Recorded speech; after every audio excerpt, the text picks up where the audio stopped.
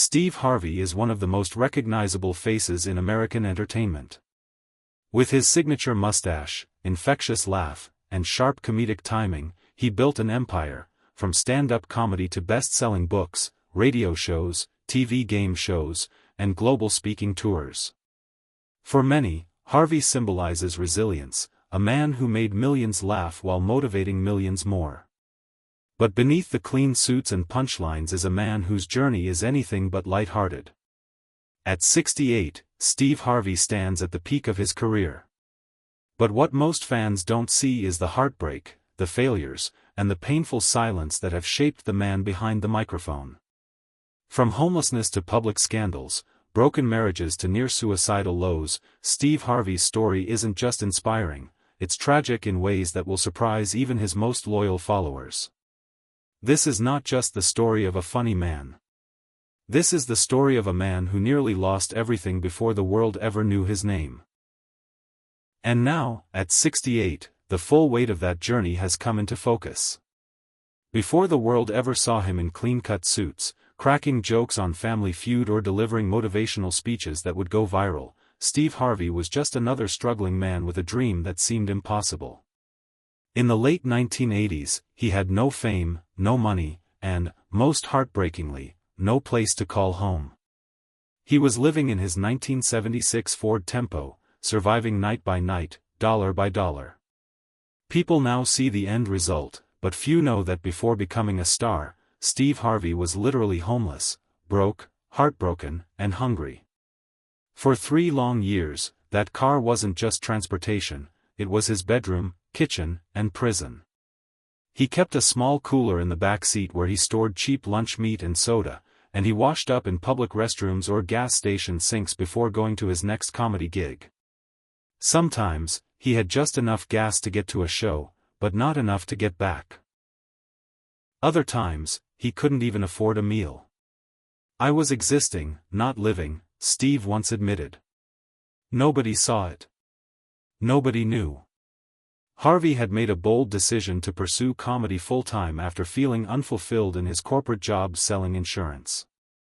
But that leap of faith came at a brutal cost. His marriage collapsed, he lost touch with his kids, and he found himself driving from one small-town comedy club to another, desperately trying to hold on to his dream.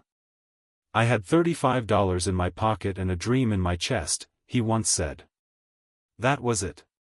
And I didn't even have anywhere to go at night except the back seat of that car. Even in those dire conditions, Harvey refused to give up. And it wasn't pride, it was conviction. There was a fire inside him that wouldn't allow him to turn back. "God didn't bring me this far just to leave me here," he used to tell himself, often through tears. Every rejection hurt, every failed audition left another scar. He faced nights so cold that his breath would fog up the windows, and mornings where his body ached from sleeping curled up on the seats. But every night he whispered the same prayer, "Lord, if you just give me one shot, I promise I won't waste it." But faith isn't easy to hold on to when you're starving. There were days when Steve considered quitting. The pain of not seeing his children, of feeling like a failure as a father, haunted him every single day. He felt judged. He felt abandoned. He felt invisible. But the one thing he didn't feel was finished. Somewhere, deep in the pit of all that sadness, he knew he was meant for something bigger. "I was broke, yeah," he once said. "But I wasn't broken." It was 1990. A small venue in New York was willing to give him a shot at a segment on Showtime at the Apollo. He was almost too broke to even get there, but he borrowed gas money, took the risk, and showed up. And when he walked onto that stage, something clicked. It wasn't just jokes, it was pain turned into power. His performance brought the house down. He had finally done it. He made people laugh, not just a chuckle, but roaring, standing ovation kind of laughter. In that moment, Steve Harvey wasn't just another guy living in a car. He was a star. The offers didn't flood in immediately, but the doors had opened. Slowly, show by show, his name started to build momentum. From comedy tours to radio hosting, from TV shows to writing books, Harvey began climbing a ladder few believed he could ever reach. But he climbed it, not with ease, but with scars. And that's the truth most people never hear. The Steve Harvey you see on screen today is not just a success story, he's a survivor. The trauma of those homeless years didn't vanish. Even today, when he steps into a luxury hotel room or sits in a plush car, he still remembers what it felt like to be locked out of warmth, dignity, and comfort. He still prays with the same desperation. He still speaks from that place of pain. "Every blessing I have now," he said, "came from a time when I had absolutely nothing." And that's why Steve Harvey's early journey isn't just a tale of chasing laughs or dreaming big. It's a brutal lesson in endurance. The kind of suffering that either shatters a man or sharpens him. Steve chose the harder path, the path of grit, faith, and sleepless nights spent in the back seat of a car. He didn't just survive. He endured. And through the darkest moments, he never let go of that one stubborn belief, that his time would come. When the bright lights finally found Steve Harvey in the early 1990s, it seemed like life was finally making sense. After years of struggle, sleeping in his car, and questioning his worth, the laughter he brought to others had become his lifeline to success.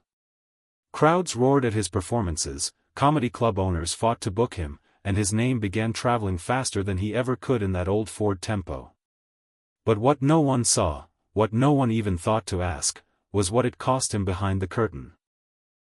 Because while the world was starting to fall in love with Steve Harvey, the comedian, the man behind the smile, was watching his personal life collapse in slow motion. As the bookings increased, so did the pressure. Harvey was on the road constantly, chasing every opportunity like it might be his last. The highs of the spotlight were intoxicating, but they came with a steep price: absence. Absence from his family. Absence from the daily moments that keep relationships alive. And that distance began to crack the foundation of his marriage to Mary Shackelford. What started as a love story quickly turned into a war of resentment, silence, and misunderstandings. At home, Harvey was becoming a stranger. And on the road, he was becoming a star. That split reality was unsustainable. Mary accused him of infidelity, of choosing fame over fatherhood, of forgetting the man he once was. Steve, on the other hand, felt like he was doing everything in his power to provide, to build, to rise above where he had come from. But love doesn't care about net worth, and children don't measure affection in dollars. They count presence, hugs, words, and time. And in that currency, Steve was bankrupt. When the divorce papers were filed, it wasn't just a legal process, it was an explosion. The fallout was nasty, public, and deeply emotional. Mary didn't just want out, she wanted to burn what was left. She went public with interviews, accusations, even lawsuits. She said he was emotionally abusive. That he had ruined their son, Winton. That the man America was beginning to adore was, in private, someone entirely different. Harvey denied it all, and over time, the courts ruled in his favor. But even when you win in court, you don't walk away clean. The wounds stay.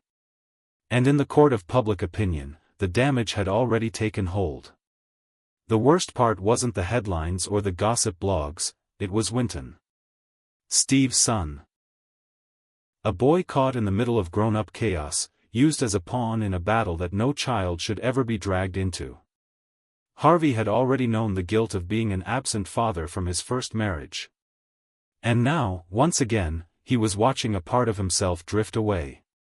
He fought for custody, and he got it. But no judge can repair the trust a child loses when his world turns upside down. Despite the public's obsession with the drama, Harvey rarely addressed it directly. Not out of arrogance, but because every word reminded him of how much he had failed behind the scenes. In interviews, his voice would tremble when talking about Winton. Not because he didn't love his son, but because he did, so much it hurt.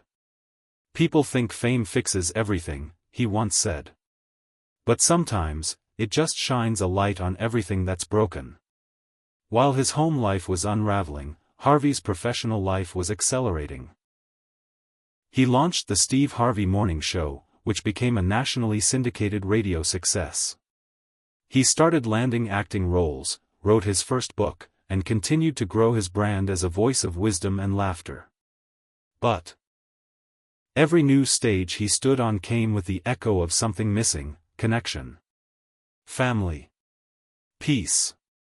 It was around this time he met Marjorie, the woman who would later become his third wife. She brought calm to the storm, a softness that Harvey hadn't felt in years. He credits her with saving him, not from bankruptcy or scandal, but from himself. "She made me sit still," he said. "She made me look in the mirror and forgive the man I had become." But even with that new beginning, the shadows of what he had lost still lingered. There are certain mistakes that don't fade. They just grow quiet. And in Steve Harvey's case, the greatest tragedy wasn't that he lost a marriage, it's that he lost years he can never get back. Years of watching his son grow. Years of peace that could have been. In the end, success came calling, but it knocked down more than a few walls on the way in. Behind every punchline was a man trying to hold his world together with a microphone and a prayer. And while the world laughed, he was still mourning everything that slipped through his fingers. In December 2015, Steve Harvey walked onto the glittering stage of the Miss Universe pageant dressed in a sleek tuxedo, smiling confidently into the camera. Millions were watching.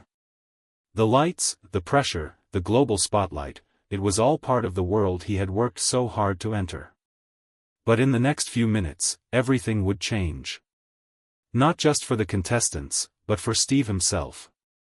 Because what happened on that stage wasn't just a slip of the tongue, it was a moment that would shake the very core of his identity. He had one job: announce the winner. But in a heartbreaking, high-pressure mix-up, Steve read the wrong name. He called out Miss Columbia as the winner, placing the crown on her head, celebrating her victory in front of the world, only to return moments later, visibly shaken, to confess the error. The true winner was Miss Philippines. The correction unfolded live on television, and the world gasped in disbelief. What should have been a celebration turned into global humiliation, not for the contestants, but for the man with the mic. The backlash was immediate and unforgiving. Memes flooded social media. News outlets around the world mocked him. Overnight, Steve Harvey became a punchline, the butt of jokes that had no expiration date. The internet showed no mercy, and neither did the headlines. But what most people didn't see, what they couldn't see, was what that mistake did to the man behind the laughter. Because it didn't just embarrass him. It broke something deep inside him. Behind closed doors, Steve Harvey spiraled into a depression that he didn't see coming. "It was the most gut-wrenching mistake of my career," he would later admit. But it wasn't just about announcing the wrong name. That moment touched a much older wound, one that had been living inside him since childhood. As a young black boy growing up in Cleveland, he had been told countless times that he'd never amount to anything. Teachers laughed when he said he wanted to be on TV. Classmates mocked his stutter. He carried those voices with him for decades. And on that stage, when the crowd gasped and the cameras rolled, it was as if all those old doubts came rushing back in an instant. He began to question everything. Was he really supposed to be here? Had he flown too close to the sun? Would anyone ever take him seriously again? The mistake also triggered something even deeper, his fear of becoming a caricature. For years, Harvey had fought to be seen as more than a funny black man. He wanted to be respected. As an entrepreneur. As a leader. As a father. And in one devastating moment, that respect felt like it was slipping through his fingers. It wasn't about a name on a card, he said.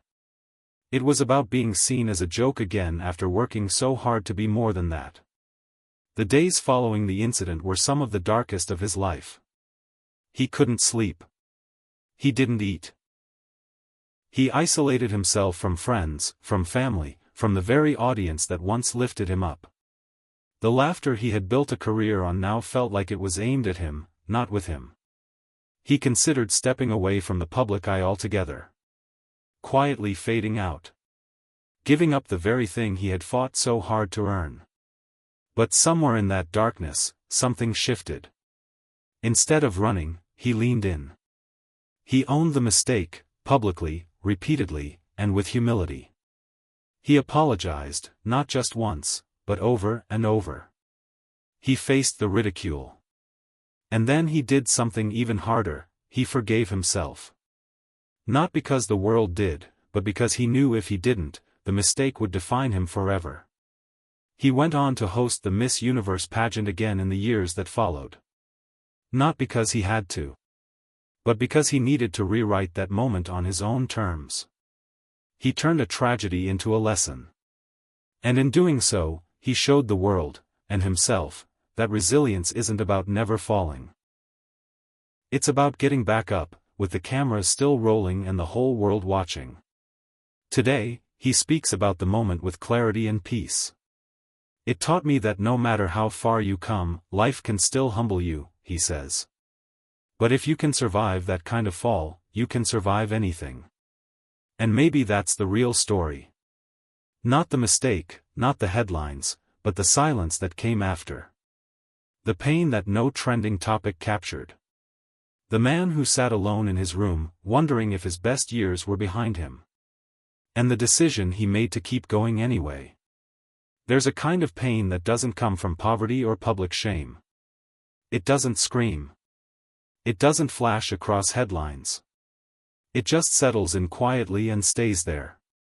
It's the kind of pain that creeps into a man's heart when he realizes that no amount of money, no fame, no standing ovations, can buy back the one thing he traded without knowing: time. And for Steve Harvey, that's the weight he still carries. Not the jokes, not the headlines. But the irreversible passage of life that slipped through his fingers while he was busy building an empire. As his career exploded into global success, the invitations became endless. Talk shows, game shows, radio, acting, authorship, business ventures, he was everywhere. But for every standing ovation and every check with more zeros, there were birthdays missed. Phone calls unanswered. Family dinners skipped. Steve Harvey had become a brand, but the man inside that brand was quietly grieving the moments he could never relive. The most bitter of those losses came in the form of silence between friends.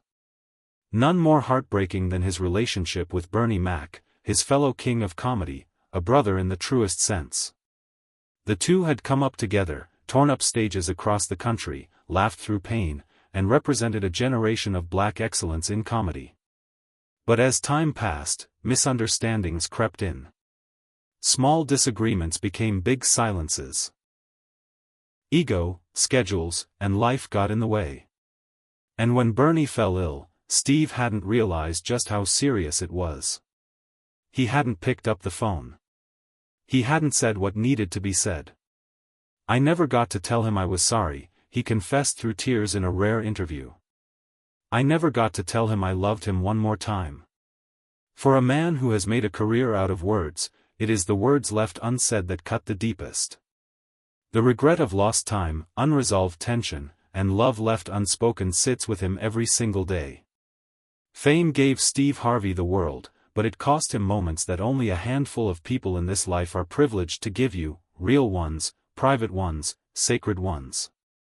It wasn't just Bernie. There were other goodbyes that came too late. Other milestones that passed while he was in a studio, or on a red carpet, or shaking hands with someone he didn't even know. And the more he climbed, the more isolated he became. Not because people weren't around, but because he wasn't fully present anymore. His mind was always on the next thing. The next show. The next crisis to manage. And in chasing that success, he missed the stillness that makes life real. He has said many times, you pay for everything you get in this life.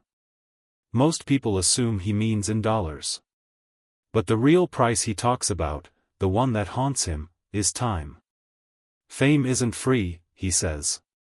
You lose hours, you lose people, sometimes you even lose yourself. Now, as he moves through his late 60s, Steve Harvey is still working, still building, still mentoring and entertaining millions. But something has shifted. You can see it in his eyes when he speaks about legacy.